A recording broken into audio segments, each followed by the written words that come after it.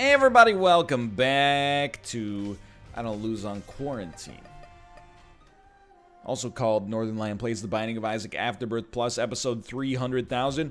Okay, hold on. Start with Justice here. We want to see if we got a Spirit Heart. With no Spirit Heart.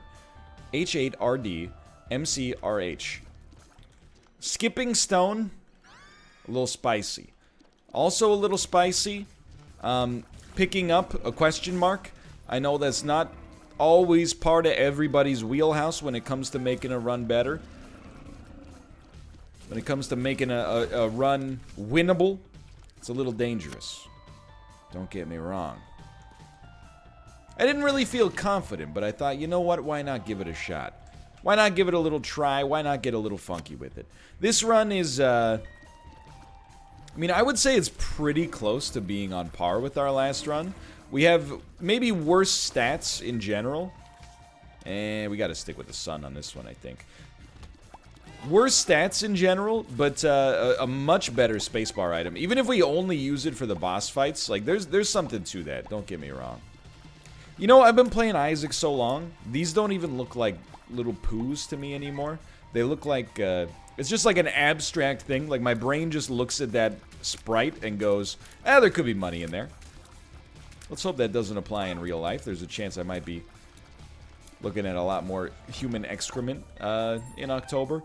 By the way, that might seem like a bit of a weird bit if you haven't heard, but we're expecting. I think most people have heard. I don't bring it up just to be, I don't know, braggadocious or weird about it. I'm just...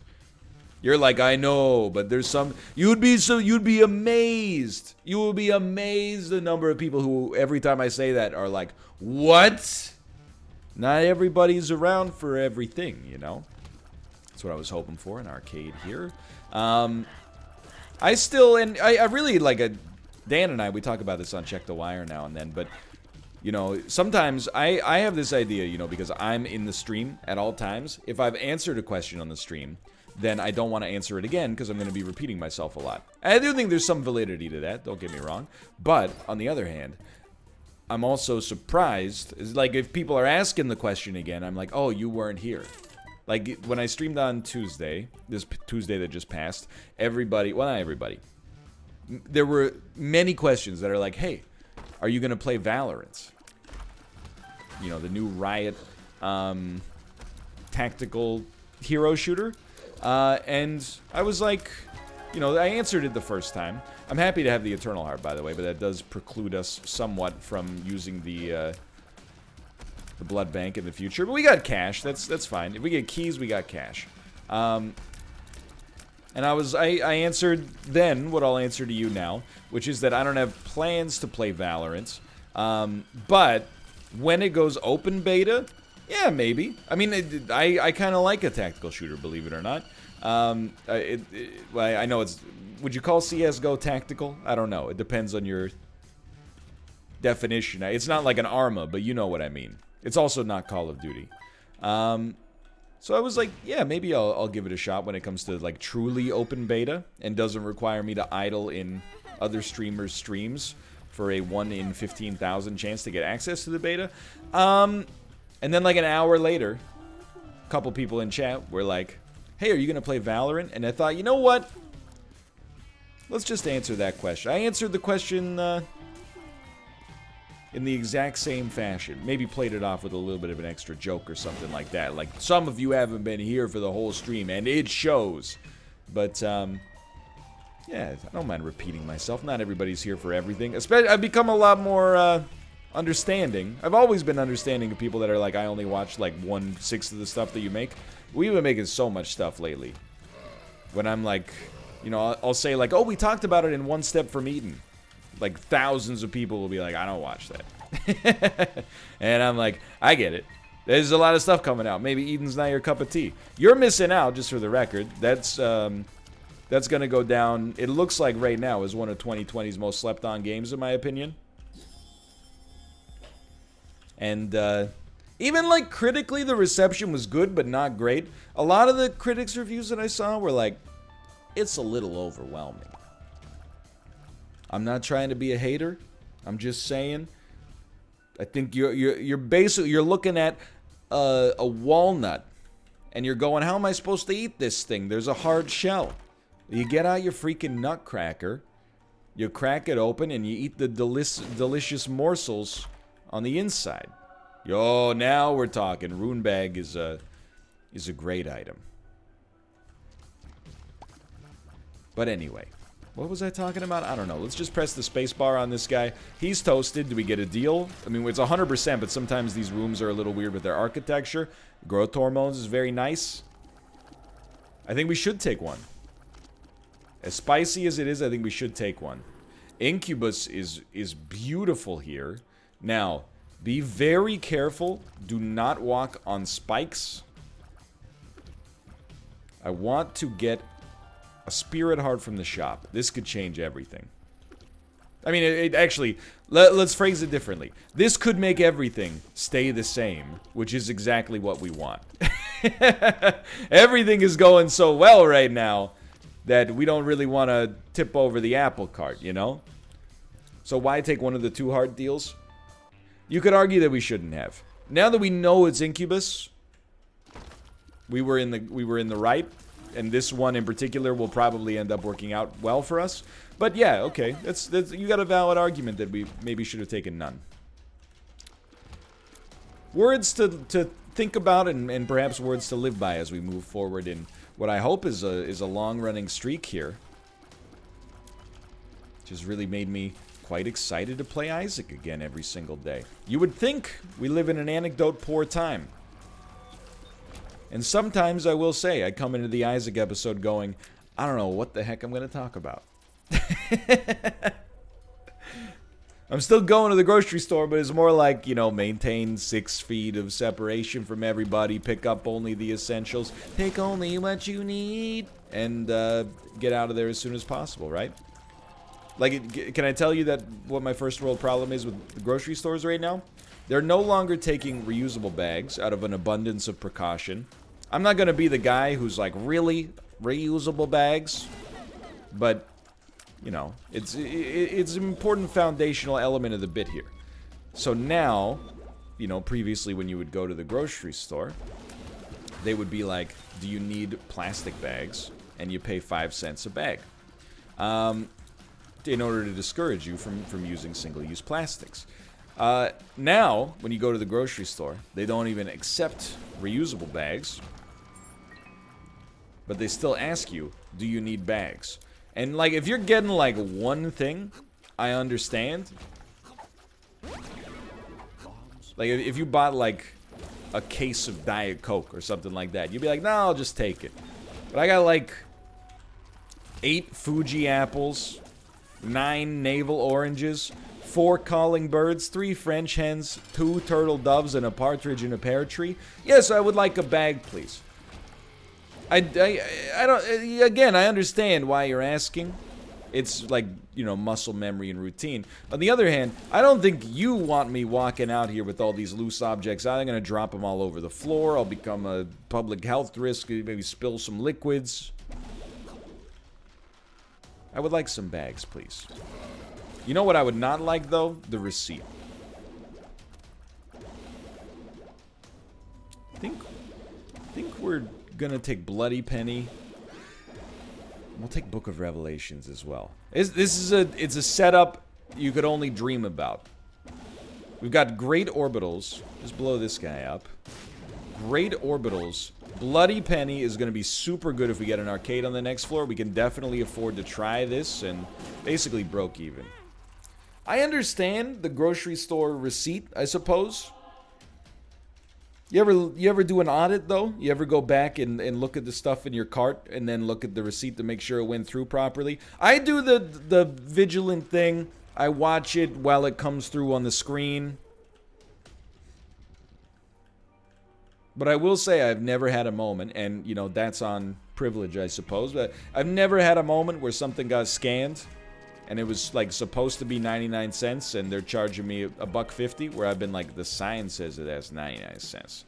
I trust, and maybe this is naive of me, I trust the computer system more than I trust my own brain. And that's, I think a lot of people out there trust the computer system more than they trust other people's brains, I think that's naive. I go all the way. I trust the computer system more than I trust my own brain. If it rang in at a different price, I think I would be like, you know what? My brain must be incorrect. I'm not saying the computer is never wrong, but I always think back to the conversation we had on the NLSS about, like, people who only use bank tellers instead of using the machine. Pardon me. Again, I got a little dry throatness due to the lack of sleep last night. It's really any mucus-lined tunnel in your body has problems with a lack of sleep. Your throat, nasal passages, and other areas that will be left unsaid. Anyway, I still maintain there are reasons to go see a bank teller. For example, like sometimes I'll do a sponsored deal and I will be paid with a check that is in American funds. I'm not trying to flex. It is the currency of the earth, more or less, for now. Well, actually, been potentially moving forward for a long time as well, because generally when there's a market instability, people tend to park their money in American dollars because it's been historically a valuable asset that's relatively stable. You get the idea. But I don't know anything about economics, so take that with a grain of salt. But that's what I've read, at least. Brighten up my day, please. Thank you. Oh, I feel like that's like the difference between dawn and 10:30 right there. But you know, so I get a check for, you know, the sponsored deal. It's in American money. I'm like, I'm gonna take this to the bank teller and be like, can you please deposit this? Because I don't really know.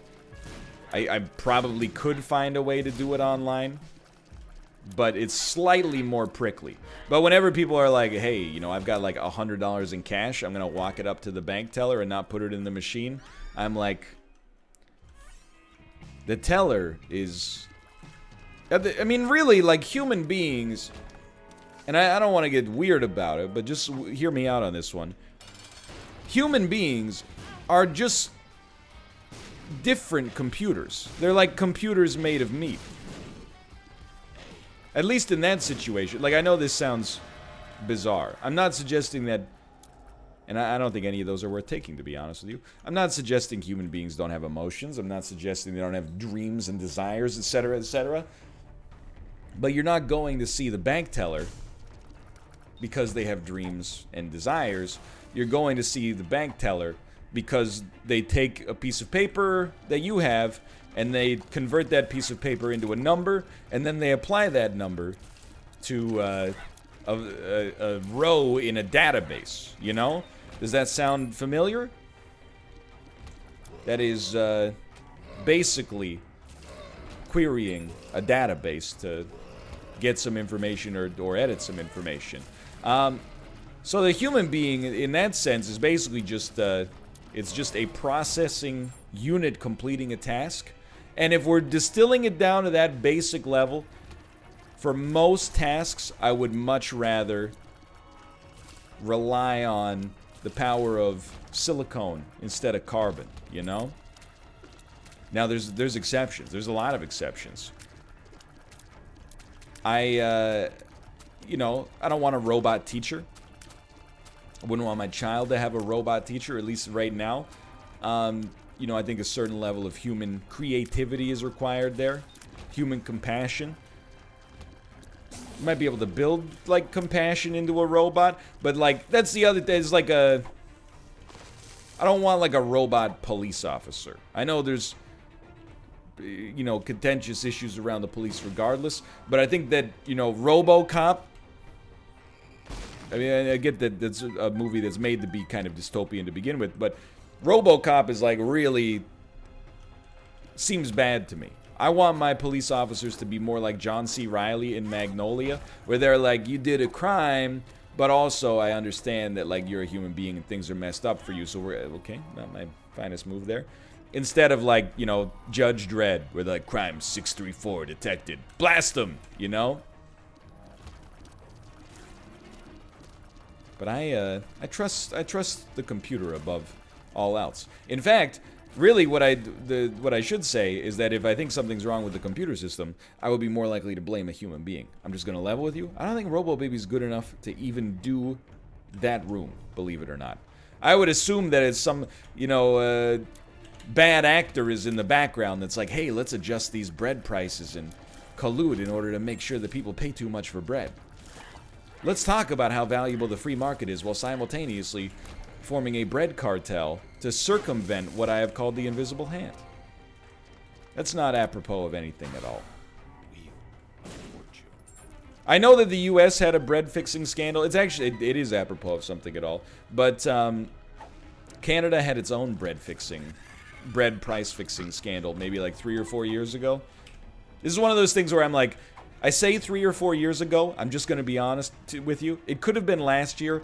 It could have been in 2009. I'm at that point in my life where you're like, remember we saw that guy last week at the restaurant? And you're like, Mom, that was 9 years ago.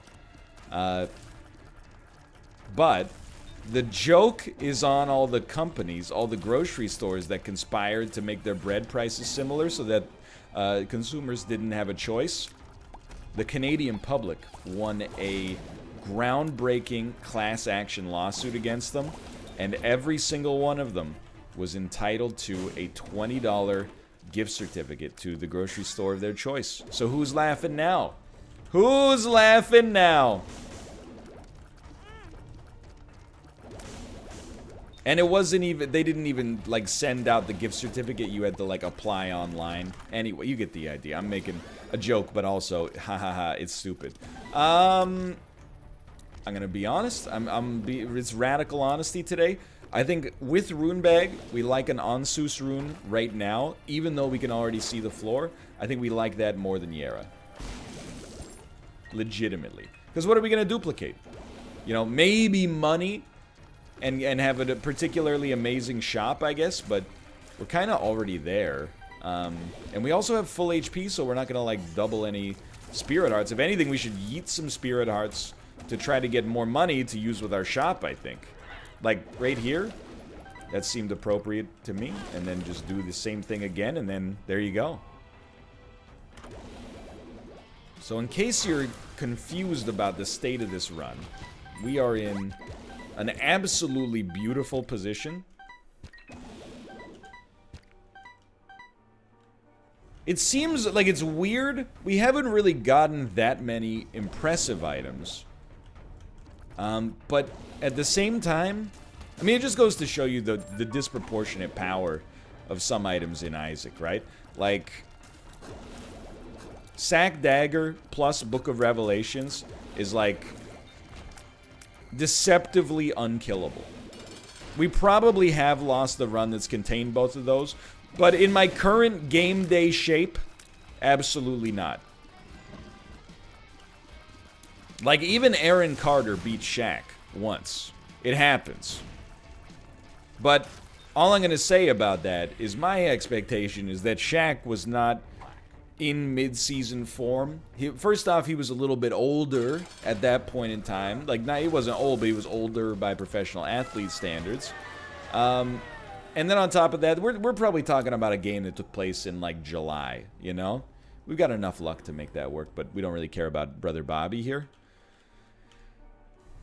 And nothing there. Oh, there's 4 more items on the Pacific Rim here. Let's see what we got. Monstro's Lung is admittedly interesting, but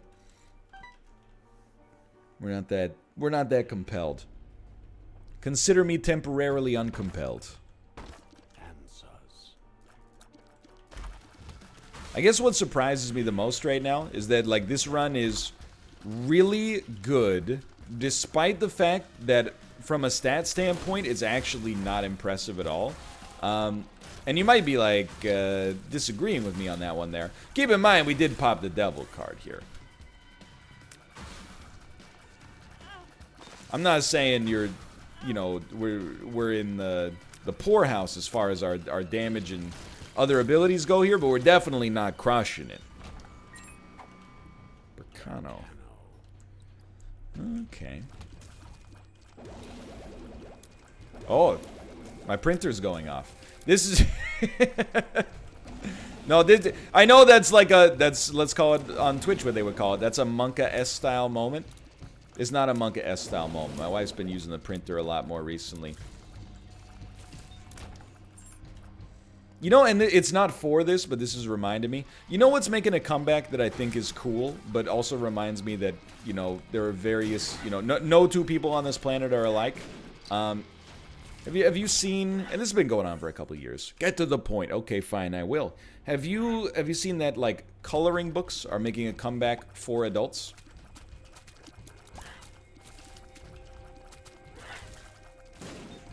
I wouldn't say I have complicated opinions on this. I think there's an immediately dismissive part of me that is like, wow, instead of using a coloring book, have you ever considered getting a job? Which is just a ridiculous statement. I'm sure everybody using this is, well, I'm sure not a disproportionately high number of people that are using adult coloring books are unemployed. It's a needlessly contrarian aspect of myself that I've been working to contain for many years, and I think I've done a very good job, but occasionally I let it surface just to remind myself how bad of a look it is. My opinion on that stuff is whatever floats your boat, A-okay. I don't think there's anything... I think it's very clear to me. You know, you gotta have hobbies. I firmly believe that a big part of being fulfilled... Dude, honestly... Nothing... Oh, we do have an ability to fly, so we'll take it all, but I think we just want to keep what we've already got. And we might not even take it all. We might just take enough to get what we get any advantages here. Book of Shadows is admittedly close, but I think Book of Revelations is just airtight right now. I think having hobbies is very important. Doesn't have to be a side hustle, but just like, hey, now that work is done, I'm gonna go look into, you know, what's new in the sewing scene or something like that. I think it's very fulfilling. The times in my life where I've been like the least satisfied, I think, are when I have nothing going on outside of like YouTube videos. So that you find yourself in this position, and you'll recognize this pattern in a lot of content creators. And I don't say this to be malicious to them, but when you got nothing else going on in your life, little things on YouTube that in the whole scheme of things are quite inconsequential start to bother you more. Like a 13-year-old kid being like, hey, you know, at like 35 minutes into this video, you did something that was not ideal. You start to, you know, lose your mind a little bit. Your world starts to close in, and you're like... I'm trying to think of a funny name for the guy. Sukmadik. that's the classic Colbert Report one, right? You're like Sukmadik, whose avatar is like, you know, that Spanish guy laughing from Kek W, the emote on Twitch. You're like, well, somebody was rude to me on the internet, you know? When you get some other stuff going on, you're like, well, I could... And it's not that easy, I understand, because I've talked about this on stream a lot, and people are like, just don't be depressed, forehead. That's not what I'm saying. You're willfully misrepresenting me in this case. But, you know, having a hobby allows you to expand your world slightly, so you're like, well, I could worry about this, or instead, I could even just go color a page out of my coloring book, right? I don't think, you know, coloring is any less meritorious than playing a video game. I will say, you're not maybe gonna like this. I do think we had this item. I do think there's something to be said for the value of reading. I'm not saying books are better than video games. I certainly spend more time in video games. I think for the most part, don't shoot the messenger. But for the most part, you know, books, even fiction can teach you something, can make you reflect on your life, but it also teaches you skills. Like, hey, I've been bored for 10 seconds. Let's refocus so I can get my attention span going and follow this story. But for, like, mindless, relaxing activities, I would never do an adult coloring book. And I'll tell you why. I, from kindergarten onwards, started a decade-long timer counting down to the last time I would ever have to do arts and crafts in school. I am not an uncreative guy, And scholastically, I really liked English class. I like writing, and I like public speaking, which can be creative mediums, right? But when it comes to art, I'm just like, I mean, you've seen me play Scribble, which is like Pictionary, on the NLSS probably. I'm not going to say I'm incapable of drawing, because I don't believe that that's true. But drawing does not come naturally to me, and it was always very frustrating in school, because when we did, like, math, I was like, I got it. And we did, like, writing, I was like, under control. And then they were like, draw a picture of a turkey, and I was like, I don't know what the heck's happening. And I am not getting praise. I'm used to getting praise. Now I've put more effort into drawing this turkey than I did into the last, like, 6 papers I wrote. And you gave me a C? Like, art for me was always kind of like gym class. Like, in gym class, I respect the value of physical education. I really do, and you've probably heard me say it before. I think if I were on the board of education, I would, and you're not going to like this. I'm going to be honest, it's not a popular position in my demographic, but I truly believe it. I think it's important for adult life. I think that I would make gym class mandatory for the 4 years of high school. Now, is it...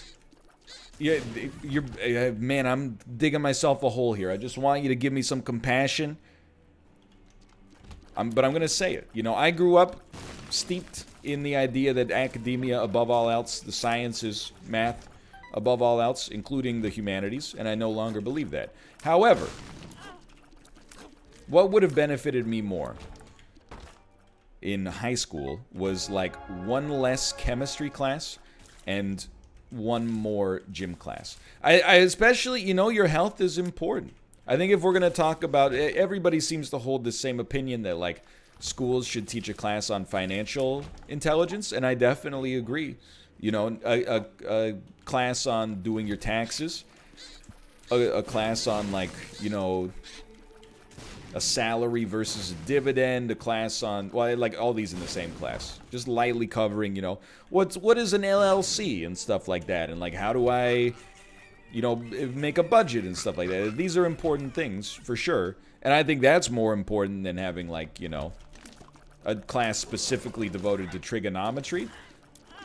Now, if you're, you know, in mathematics, you might feel differently, I suppose, but at the same time, I do feel the need to point out, I'm saying this as somebody who holds a bachelor's degree in a science. I'll be honest with you, I didn't need 2 biology classes in high school.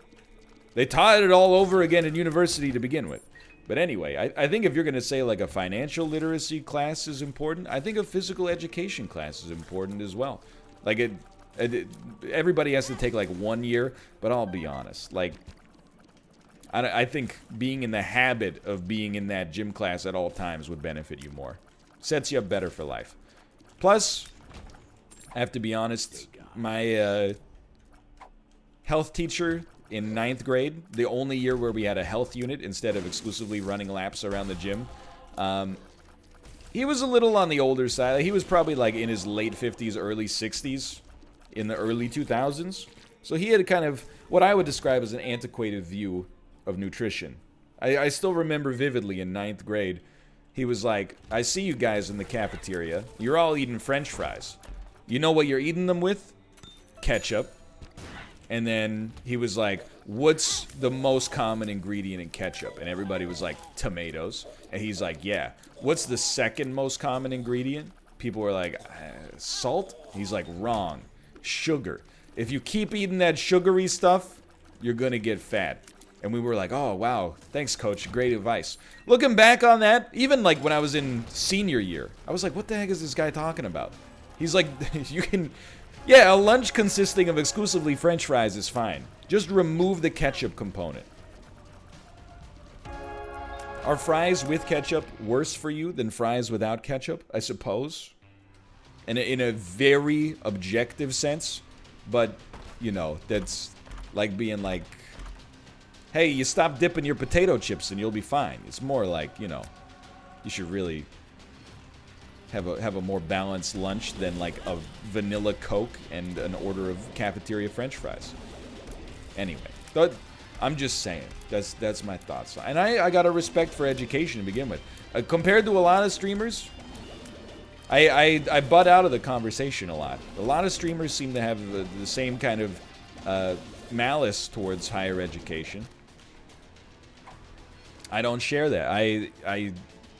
Well, I would consider it a privilege to have been able to go to higher education in the first place, and I went back. I double dipped as an adult too. Went back for some continuing education, and I consider it meaningful, even though I didn't end up, you know, at least yet, pivoting into coding. I learned a new hobby that I enjoy that I can always go back to, although I'm sure that I'll be a little bit out of practice. I don't know. It's not like the tech industry moves that fast. And it was fulfilling for me. You know, it was just enjoyable in the first place to go back and learn something. I learned a new way to solve problems as well, which was nice. But, you know, I really have a respect for education. But I'm also like, I think a more practical education will be good. Part of the problem is that at my high school there was like no choice. Like legitimately is like, oh, you want to take a foreign language? French. You want to take a tech-related class? Take computers. You know, we just didn't have the resources to have a lot of different elective classes. Like, I literally took every math and science course offered by my school. Because that's just what you did. Like, if you wanted to go to college, you're like, you take all of the 6 maths in year 11 and year 12. And then you're tapped out. There's nothing else. Unless you want to take, like, media studies, which, you know, is fine, but you could also just not. Not to be rude. I took some classes that might be described as unnecessary. And honestly, some of those unnecessary classes in high school ended up being slightly formative for me. If not because of the material, because of the teacher. Took a philosophy class in high school. I remember almost nothing from it, I'll admit, but the teacher was very good, very engaging. Anyway, I don't know. I've been rambling. I don't really know what I've been talking about, but we're gonna win again. Mostly, like, this is a 2017 style Isaac run. I am just walking into enemies with sack dagger, and I hope that you'll allow me to do that because our damage remained bad throughout the entire run. But Incubus kind of doubles it. Little Brim is helpful. Sack Dagger carried a lot of weight for us here. For now, thanks for watching. I hope you guys have enjoyed it. If you did, click the like button. Helps out a great deal. Of course, subscribe if you want to see more in the future. For now, thanks for watching. I will see you next time. See ya!